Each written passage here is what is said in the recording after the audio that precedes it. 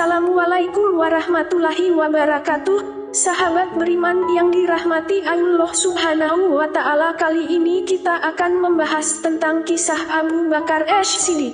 Abu Bakar As-Siddiq adalah salah satu sahabat Nabi Muhammad Sallallahu Alaihi Wasallam. Abu Bakar menjadi salah satu sahabat yang mendampingi Nabi dalam perjuangan menyebarkan Islam di kota Makkah. Abu Bakar bahkan rela memberikan harta dan segala yang dimilikinya demi membantu perjuangan Nabi Muhammad Sallallahu Alaihi Wasallam. Kisah Abu Bakar As-Siddiq patut kita teladani. Sosok Abu Bakar dikenal sebagai orang yang selalu membenarkan apapun yang datang dari Nabi Muhammad Sallallahu Alaihi Wasallam. Salah satu kejadian yang cukup terkenal adalah saat Nabi menceritakan perjalanan Isra Mi'raj-nya. Kala itu banyak yang meragukan cerita Rasulullah Sallallahu Alaihi Wasallam. Namun, Abu Bakar dengan yakin membenarkan apapun yang dikatakan Rasulullah Sallallahu Alaihi Wasallam. Sejak itu Abu Bakar menyandang gelar As-Siddiq yang dalam bahasa Arab berarti yang membenarkan. Dengan segala perjuangannya bersama Nabi Muhammad Sallallahu Alaihi Wasallam,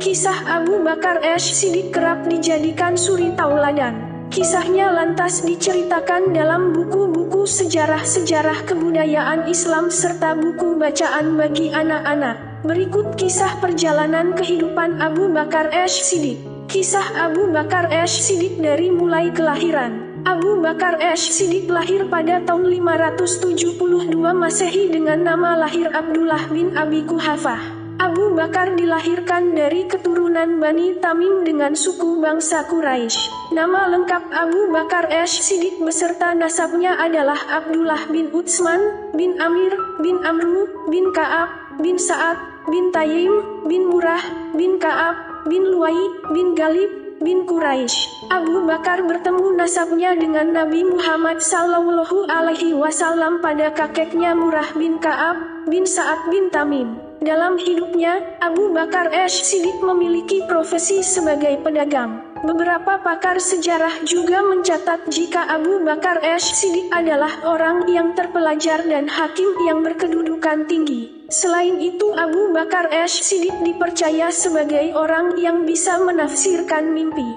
Abu Bakar juga dikenal sebagai sosok yang amanah dan jujur. Saat Rasulullah Sallallahu Alaihi Wasallam berdakwah di awal mendapatkan wahyu, Abu Bakar As-Siddiq menjadi salah satu dari 5 orang yang pertama memeluk Islam atau yang disebut As-Sabiqunal Awwalun. Kisah Abu Bakar As-Siddiq memeluk Islam berdasarkan dari kitab Hayatus Sahabah. Kisah Abu Bakar As-Siddiq masuk Islam terjadi usai menerima ajakan Rasulullah Sallallahu Alaihi Wasallam secara langsung. Setelah resmi masuk Islam, Abu Bakar As-Siddiq turut membantu Rasulullah Sallallahu Alaihi Wasallam berdakwah.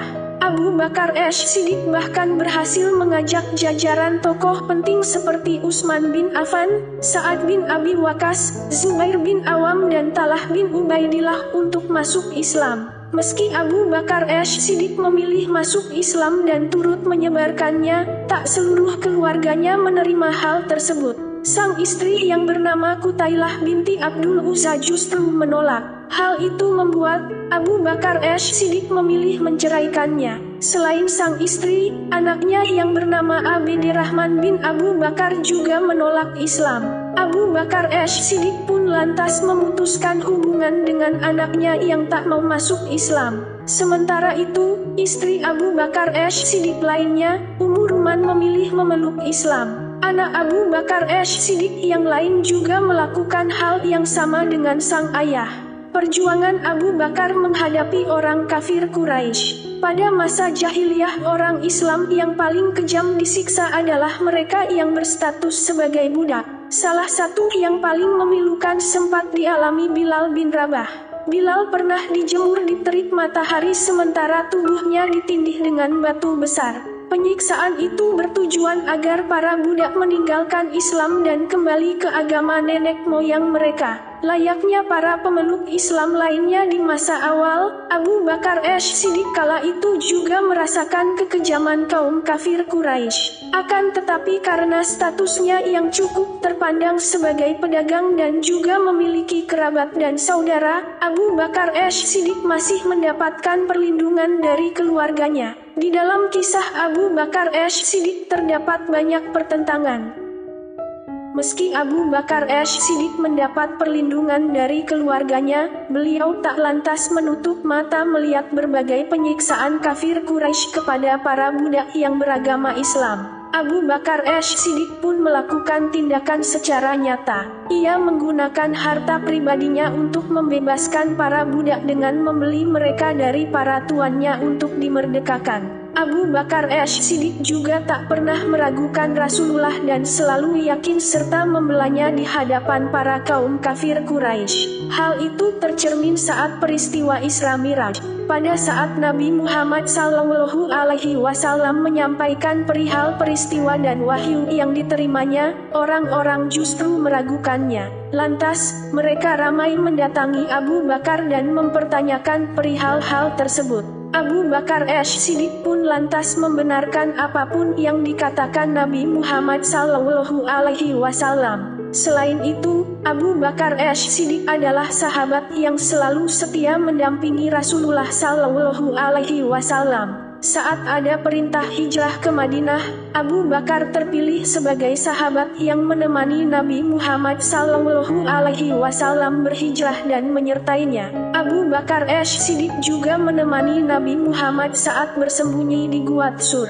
Momen mencekam sempat dialami Abu Bakar As-Siddiq kala menemani hijrahnya Nabi Muhammad. Kejadian itu terjadi saat orang-orang kafir Quraisy mencari-cari Nabi dan mengejarnya hingga ke Gua Tsur. Orang kafir Quraisy sudah mencurigai gua tersebut. Abu Bakar bahkan telah melihat kaki-kaki mereka di momen mencekam tersebut. Nabi Muhammad SAW menenangkan sang sahabat dan mengatakan Allah Subhanahu wa Ta'ala melindungi mereka. Nabi Muhammad SAW dan Abu Bakar lolos dari kejaran karena pertolongan Allah Subhanahu wa Ta'ala lewat laba-laba dan dua ekor burung dara hutan di mulut gua. Orang kafir Quraisy beranggapan gua tersebut tak mungkin dimasuki manusia karena terdapat sarang laba-laba dan dahan yang terkulai. Mereka beranggapan jika ada orang yang masuk ke gua tersebut tentu sarang laba-laba akan rusak.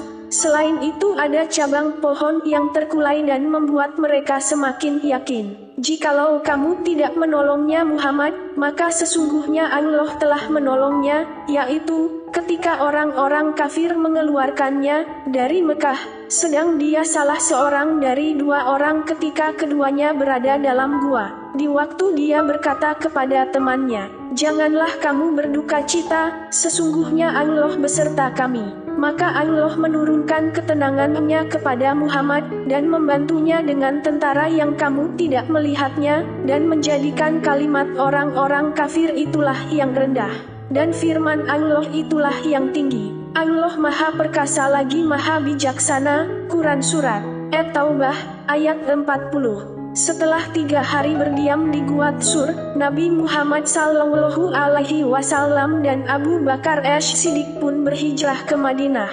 Keduanya mengendarai 2 ekor unta yang telah disiapkan Abu Bakar As-Siddiq, serta perbekalan yang disiapkan putri-putri Abu Bakar As-Siddiq, Asma dan Aisyah. Nabi Muhammad SAW dan Abu Bakar As-Siddiq beserta umat Islam akhirnya berhasil berhijrah ke Madinah. Di masa kemudian, Abu Bakar As-Siddiq menjadi mertua Nabi Muhammad SAW. Hal itu terjadi usai Nabi Muhammad SAW menikahi putri Abu Bakar As-Siddiq, Aisyah radhiyallahu anha. Kisah Abu Bakar As-Siddiq memimpin umat Islam. Abu Bakar As-Siddiq merupakan satu dari Khulafaur Rasyidin, yakni 4 khalifah penerus kepemimpinan umat Islam usai wafatnya Nabi Muhammad SAW. Abu Bakar As-Siddiq menjadi khalifah pertama menggantikan Rasulullah SAW. Selama masa Rasulullah Shallallahu Alaihi Wasallam sakit saat menjelang wafat, Abu Bakar As-Siddiq-lah yang menggantikan menjadi imam salat. Hal itu membuat sebagian orang menganggap itu sebagai indikasi bahwa Abu Bakar As-Siddiq pantas menempati posisi sebagai pemimpin umat Islam menggantikan Rasulullah Shallallahu Alaihi Wasallam. Setelah kematian Rasulullah Shallallahu Alaihi Wasallam, musyawarah pun dilakukan dan menghasilkan penunjukan Abu Bakar sebagai pemimpin umat Islam pada tahun 632 Masehi. Abu Bakar As-Siddiq dibayat sebagai khalifah pertama umat Islam usai wafatnya Nabi Muhammad Shallallahu Alaihi Wasallam. Setelah pembayatan sebagai khalifah dilakukan, Abu Bakar menyampaikan pidato yang sangat rendah hati. Ia menuturkan jika ia tak lebih baik dari umat Islam lainnya. Abu Bakar As-Siddiq pun meminta agar dibantu dan ditolong jika dirinya berbuat baik. Namun, ia juga tak ragu menyuruh umat Islam untuk menegurnya jika telah membuat kesalahan. Hai saudara-saudaraku, kalian telah membayat saya sebagai khalifah, kepala negara. Sesungguhnya saya tidaklah lebih baik dari kalian. Oleh karenanya, apabila saya berbuat baik, maka tolonglah dan bantulah saya dalam kebaikan itu, tetapi apabila saya berbuat kesalahan, maka tegurlah saya. Taatlah kalian kepada saya, selama saya taat kepada Allah dan Rasul-Nya, dan janganlah kalian mentaati saya, apabila saya berbuat maksiat pada Allah dan Rasul-Nya. Pidato Abu Bakar As-Siddiq, riwayat Abdul Aziz Al-Badri, Al-Islam Bainal Ulama wal Hukam. Dalam kepemimpinannya, Abu Bakar As-Siddiq terkenal sebagai sosok yang baik, lembut, suka menolong namun juga tegas. Abu Bakar As-Siddiq menjadikan hukum Allah sebagai standar untuk menentukan yang salah dan benar. Dan hukum tersebut tak hanya diikuti oleh rakyat, namun juga penguasa. Kisah Abu Bakar As-Siddiq menceritakan bagaimana beliau benar-benar menegakkan hukum Allah. Saat mendengar beberapa kaum muslimin murtad dan tidak mau membayar zakat, ia langsung memberi peringatan dan akan memerangi mereka. Perang Riddah atau perang melawan kemurtadan dilakukan oleh Abu Bakar As-Siddiq pada masa 632 dan 633 Masehi. Dalam kepemimpinannya, Abu Bakar As-Siddiq juga dihadapkan pada kasus nabi palsu. Ada seorang bernama Musailamah Al-Kazab yang mengaku-ngaku sebagai nabi palsu.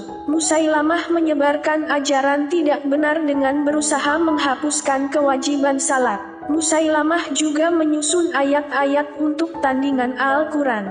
Melihat Musailamah yang perlahan-lahan mempengaruhi orang-orang, Abu Bakar As-Siddiq pun mengambil tindakan tegas. Musailamah pun diperangi dan akhirnya pasukan Musailamah kalah pada pertempuran Aqrabah oleh Khalid bin Walid.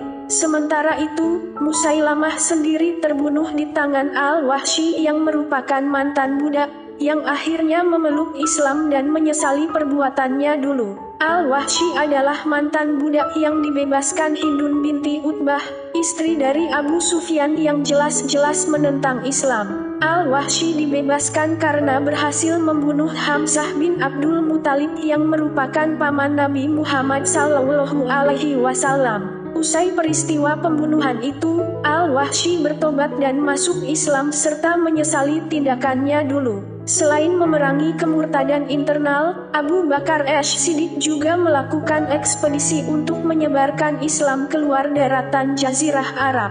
Beberapa jenderal Islam dikirim ke beberapa wilayah dengan misi penaklukan. Salah satu misi yang sukses adalah penaklukan Irak oleh Khalid bin Walid serta berhasilnya ekspedisi ke daerah Suriah. Setelah melebarkan wilayah, Abu Bakar As-Siddiq memerintahkan pelestarian teks-teks tertulis Al-Quran. Hal tersebut dilakukan sebagai bentuk pelestarian Al-Quran. Pasalnya usai perang melawan nabi palsu, Musailamah, banyak penghafal Al-Quran yang turut terbunuh. Kenyataan itu, Umar bin Khattab menyarankan Abu Bakar As-Siddiq untuk mengumpulkan koleksi Al-Quran. Lantas dibentuklah tim khusus yang diketuai Zaid bin Tsabit dalam proyek pengumpulan Al-Quran. Lembaran Al-Quran lantas dikumpulkan dari para penghafal, juga tulisan-tulisan yang berada di benda-benda seperti tulang, kulit dan sebagainya. Setelah terkumpul semua, kumpulan tulisan Al-Quran tersebut lantas disimpan oleh Abu Bakar As-Siddiq. Saat Khalifah umat Islam itu wafat, kumpulan tulisan Al-Quran tersebut lantas disimpan sahabat lainnya, yakni Umar bin Khattab. Kemudian saat Umar wafat, kumpulan Al-Quran itu disimpan putrinya, Hafsah, yang lantas pada masa pemerintahan Utsman bin Affan koleksi tersebut menjadi dasar kepenulisan mushaf Al-Quran yang dikenal hingga saat ini. Kisah Abu Bakar As-Siddiq berikutnya membahas soal wafatnya beliau. Wafatnya Abu Bakar, selayaknya manusia pada umumnya, Abu Bakar As-Siddiq juga dihadapkan pada kematian. Abu Bakar As-Siddiq tutup usia pada 23 Agustus 634 Masehi di Madinah, Arab Saudi. Abu Bakar As-Siddiq meninggal dunia akibat sakit yang dideritanya pada usia 61 tahun. Dari hidup hingga meninggal, Abu Bakar As-Siddiq seolah selalu dekat dengan Rasulullah Shallallahu Alaihi Wasallam. Pasalnya, Abu Bakar As-Siddiq diketahui dimakamkan di rumah putrinya, Aisyah radhiyallahu anha, yang dekat dengan Masjid Nabawi, di samping makam Nabi Muhammad Shallallahu Alaihi Wasallam. Seusai wafatnya Abu Bakar As-Siddiq, kepemimpinan umat Islam pun kembali kosong. Umar bin Khattab pun lantas ditunjuk sebagai khalifah kedua setelah Abu Bakar As-Siddiq.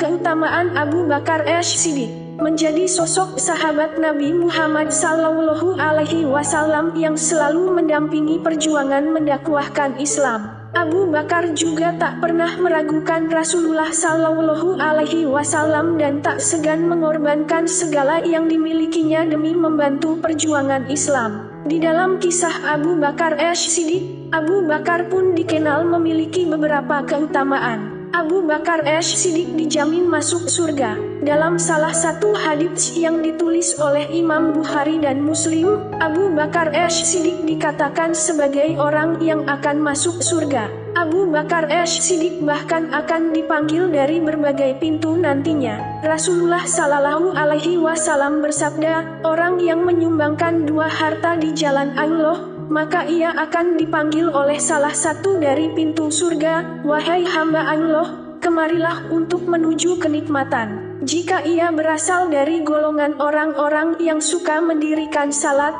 ia akan dipanggil dari pintu salat. Yang berasal dari kalangan mujahid, maka akan dipanggil dari pintu jihad. Jika ia berasal dari golongan yang gemar bersedekah, akan dipanggil dari pintu sedekah. Mereka yang berpuasa akan dipanggil dari pintu puasa, yaitu pintu rayyan. Lantas Abu Bakar bertanya, jika seseorang yang masuk surga dipanggil dari salah satu pintu, itu adalah sebuah kepastian. Apakah mungkin ada orang akan dipanggil dari semua pintu tersebut, wahai Rasulullah? Rasulullah Sallallahu Alaihi Wasallam menjawab, benar, dan aku berharap kamu termasuk di antara mereka, wahai Abu Bakar. Hadits riwayat Al-Bukhari dan Muslim. Abu Bakar adalah laki-laki yang paling dicintai Rasulullah Sallallahu Alaihi Wasallam. Saat ditanya oleh salah seorang sahabatnya, Rasulullah pernah menjawab jika Abu Bakar adalah orang yang dicintainya. Abu Bakar As-Siddiq memang sosok sahabat yang menemani Rasulullah Sallallahu Alaihi Wasallam dalam suka dan duka. Amr bin Al-As radhiyallahu anhu bertanya kepada Nabi Sallallahu Alaihi Wasallam, siapa orang yang kau cintai? Rasulullah menjawab, Aisyah. Aku bertanya lagi, kalau laki-laki? Beliau menjawab, ayahnya Aisyah, yaitu Abu Bakar. Hadits riwayat Muslim. Orang yang paling dipercaya Rasulullah Sallallahu Alaihi Wasallam saat hijrah. Di antara para sahabat Nabi Muhammad Sallallahu Alaihi Wasallam, Abu Bakar As-Siddiq adalah yang paling dipercaya Rasulullah Sallallahu Alaihi Wasallam saat berhijrah ke Madinah. Terbukti, Abu Bakar As-Siddiq terpilih menjadi yang menemani Nabi Muhammad Sallallahu Alaihi Wasallam saat masa sulit dikejar-kejar orang kafir Quraisy. Termasuk orang yang memeluk Islam pertama kali dibandingkan sahabat lainnya, Abu Bakar As-Siddiq merupakan laki-laki dewasa yang pertama memeluk Islam dan masuk dalam golongan as-sabiqunal awwalun. Meski sejatinya Ali bin Abi Thalib juga masuk dalam golongan tersebut, namun, kala itu Ali masih seorang anak kecil, sehingga Ali menjadi anak kecil pertama yang masuk Islam, sementara Abu Bakar As-Siddiq menjadi laki-laki dewasa yang masuk Islam. Terikat secara kekeluargaan dengan Nabi Muhammad Sallallahu Alaihi Wasallam, Abu Bakar As-Siddiq masih memiliki hubungan keluarga dengan Nabi Muhammad Sallallahu Alaihi Wasallam. Abu Bakar As-Siddiq bertemu nasab dengan Rasulullah pada kakeknya, Murrah bin Ka'ab bin Sa'ad bin Tamim. Selain itu, Abu Bakar As-Siddiq juga berstatus sebagai mertua Nabi Muhammad Sallallahu Alaihi Wasallam. Usai putri Abu Bakar As-Siddiq, Aisyah radhiyallahu anha menikah dengan Rasulullah. Begitulah kisah dan keutamaan sahabat Nabi Muhammad Sallallahu Alaihi Wasallam, Abu Bakar As-Siddiq yang dikenal dengan kebenaran, kelembutan, serta ketegasannya. Banyak sekali hal yang bisa diteladani dari kisah Abu Bakar As-Siddiq, terutama kerelaan dan keikhlasannya melakukan segalanya di jalan Islam. Sekian pembahasan kisah Abu Bakar As-Siddiq, semoga membawa manfaat bagi kita semua. Apabila banyak kekurangan dan kesalahan, mohon maaf yang sebesar-besarnya. Akhirun, wassalamualaikum warahmatullahi wabarakatuh.